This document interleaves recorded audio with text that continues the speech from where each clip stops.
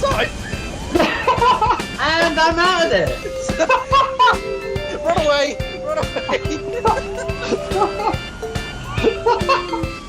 Damn you all!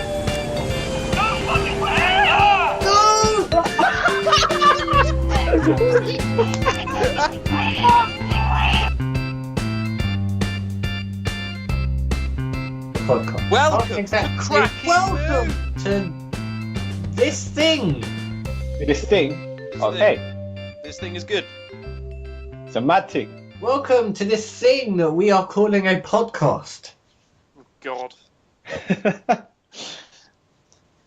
It's God help us all. Improvised. I'd turn off now if I were you, because it's not going to go well. But we basically, the concept of this is we have topics to talk about racing wise. I thought you were going to say racist wise, but okay.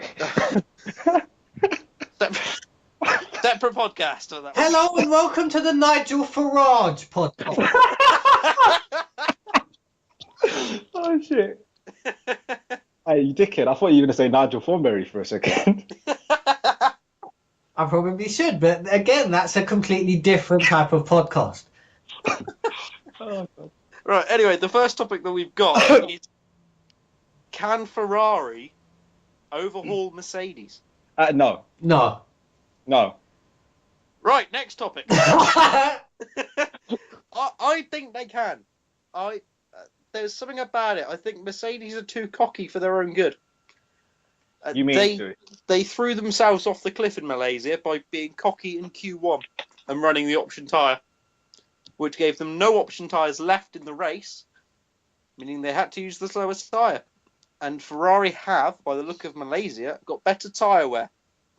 That is true. But the way I see it is, it'll be like last year with Red Bull, just nicking a few wins here and there. I don't really see them as serious contenders. I think it was the track conditions that helped Ferrari a lot. It will still make it better than last season, even if they do only nick a few wins. But I can see them putting up a fight for Mercedes, because I think a lot of Mercedes' issues is infighting in their own team. I'm not going to get too gassed yet. Australia was fucking awful, man. Australia was literally the worst Grand Prix Yeah, by the way, this is not ever a seen. PG-13 podcast, as you can tell by the fact that I've just thrown the F-bomb in immediately. You don't know. Say nada, Brad. This is PG. This is Project Goose. Soon to And be there it is. soon to be Project Crisp Packet. You will know when that one appears. Yeah.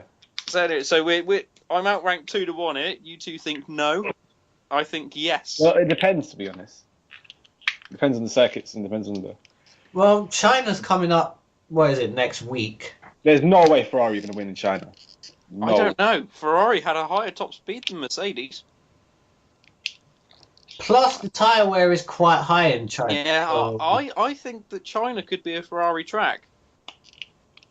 No, but China's been a Mercedes track for years now, though. But the tyre wear, as Jamie says, is pretty poor. We'll have to see on that. We will have to wait and see next weekend. Then again, you could say Mercedes had the wrong strategy in Malaysia, so... They've done it once, they could do it again. I can't wait to see just how slow Red Bull are in a straight line on that straight. Oh, God, yeah. I thought you were going to say McLaren. Because the fucking Honda engine... Well, McLaren's not even... And there's the F-bomb number 2. But, yeah. I don't think Honda... Well, Honda might make some progress. I mean, might They turn their engine up just a slowly. little bit more. I mean, they were running in the points in Malaysia. That just every race that goes past, because they didn't have pre-season, they've basically got to do 4 or 5 races to catch up to where everyone else was in the first race, because they didn't have pre-season. So, I don't know. There is hope for McLaren.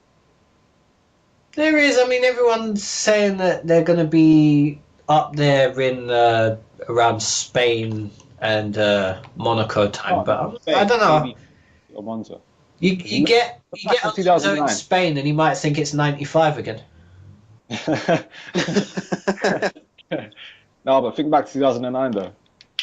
Where were they at the first race? Australia. Yeah, in 2009, and then they were. Yeah, Hampton, Australia. Paul, That's and where they were China. at the first race. Australia. No, I mean, no, shut up, man.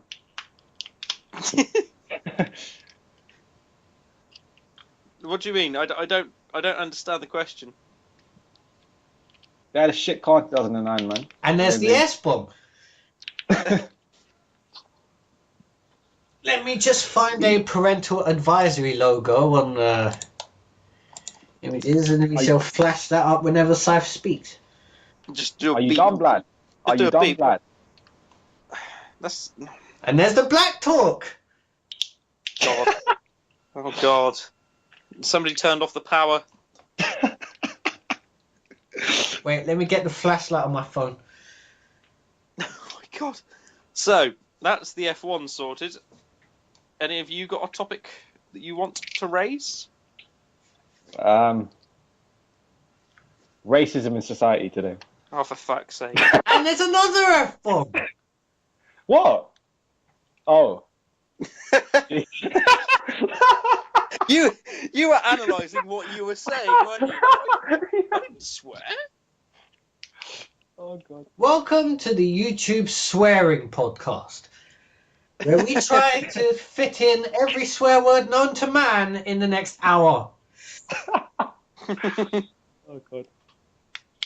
No, but I gather Jamie wanted to speak about the Rossi win in MotoGP. Indeed, Oh, no. how cracking that was. Rossi winning out here, 36 years old. Say nada, lad.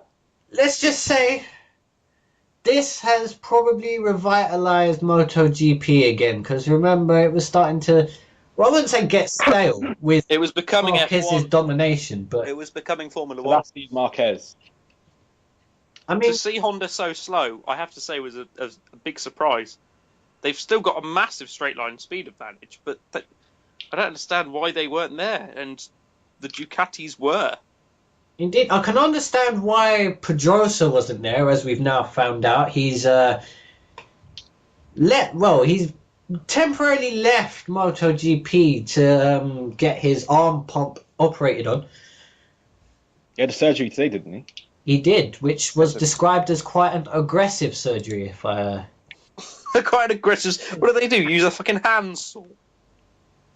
That's what it says. It says he had an aggressive surgery, which probably means that they cut his entire arm off. I quite like the.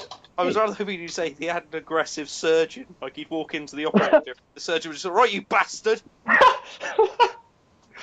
Right, you bastard. Let's get this arm off. I don't know why the surgeon's now a farmer. Right, you bastard. Get in the pen. Oh God. Who does that remind you of? Sam Brown. Oh God. But yeah, Marquez did go off at He did at turn one and fought his way back through from the back pretty well until he got to his teammate and then just sort of didn't go any further, which really surprised me.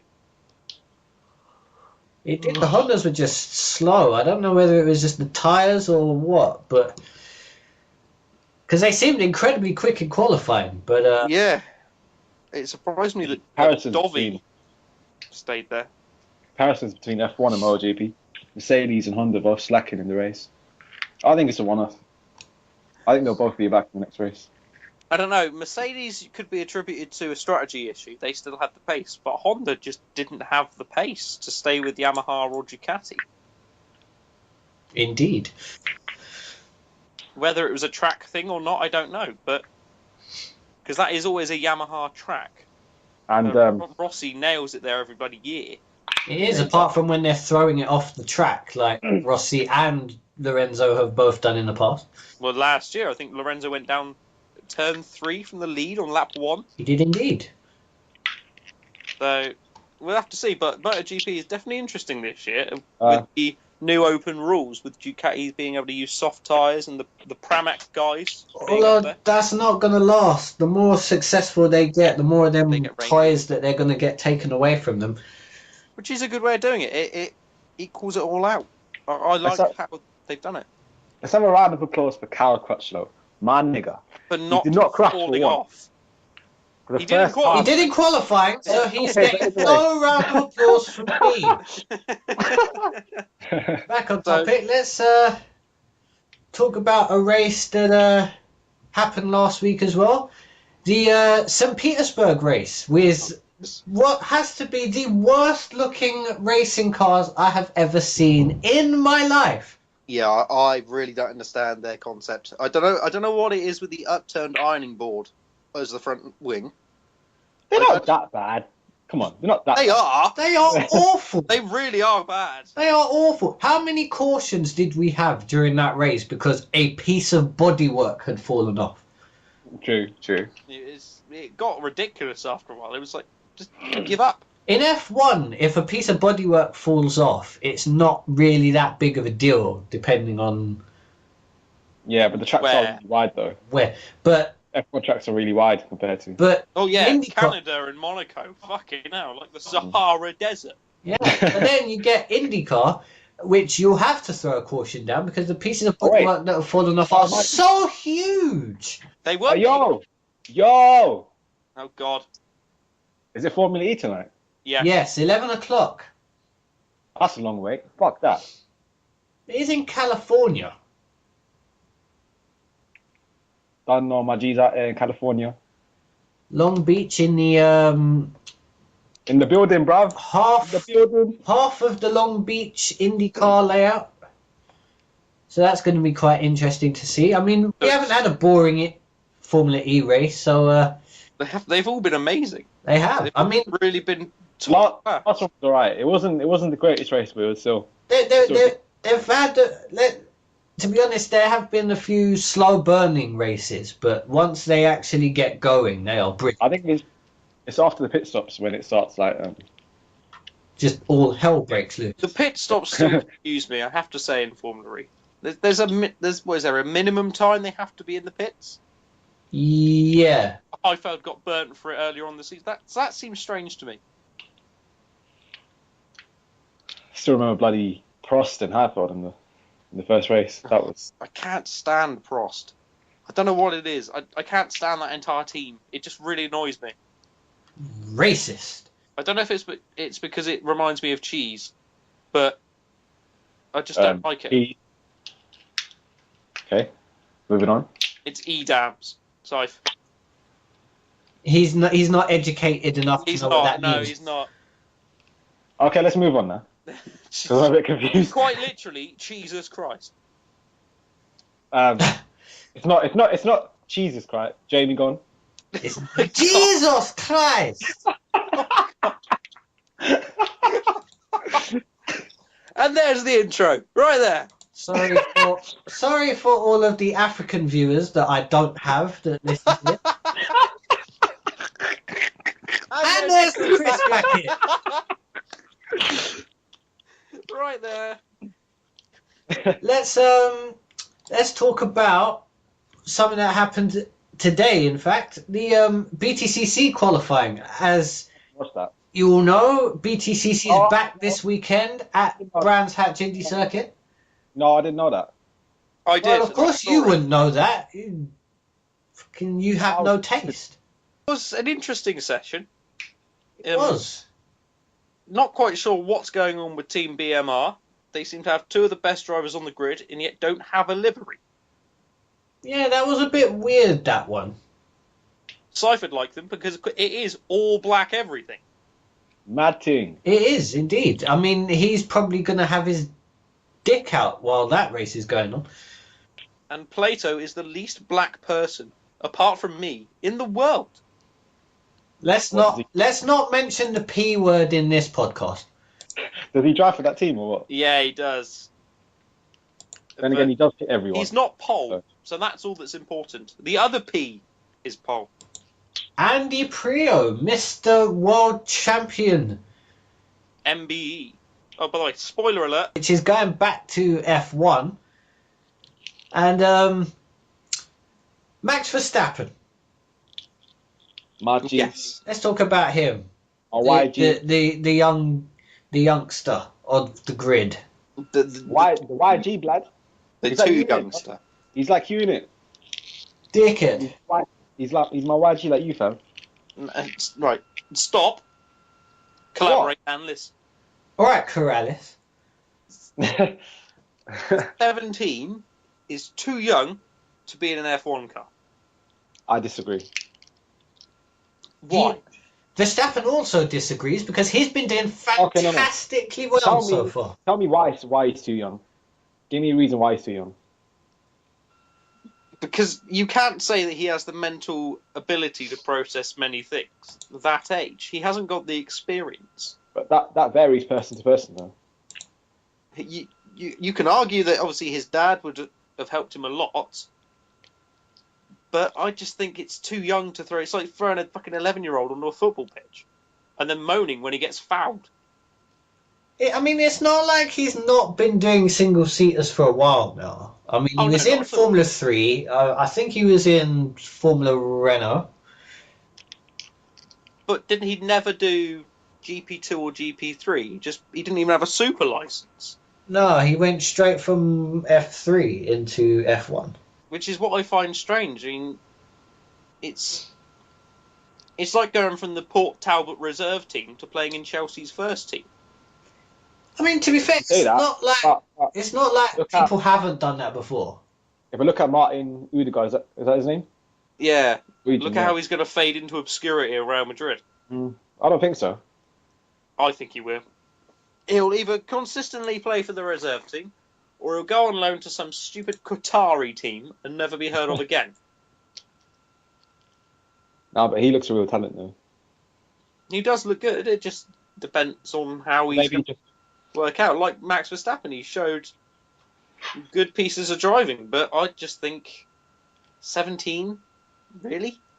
I mean, give it a few more races. I mean, when he gets more into the season and it starts to take its toll on the body, wait until he has his, then we'll see. He has his crashes first. His first crashes and his bad races. I mean, if he gets on the podium, he cannot legally drink the champagne. That's going to be weird. Well, hey, and there's contact in FSR. Okay. On a random note. Oh, there's more contact! Partington off. Wings He's flying always everywhere. Off. I think as we've now gone completely off topic, it's a good time to end. Indeed it is. That sounds good for us. So that'll deal with this. That'll do this one. We will see you again next week. Indeed. Hope you enjoyed the car wreck that was the half an hour of discussions that we've just had. The unnamed podcast. So if you have a name or an idea, please let us know. Leave it in the comments. Probably be something like car crash. But yes, see you guys later. Bye. Bye-bye. Safe, my G's. Oh, God.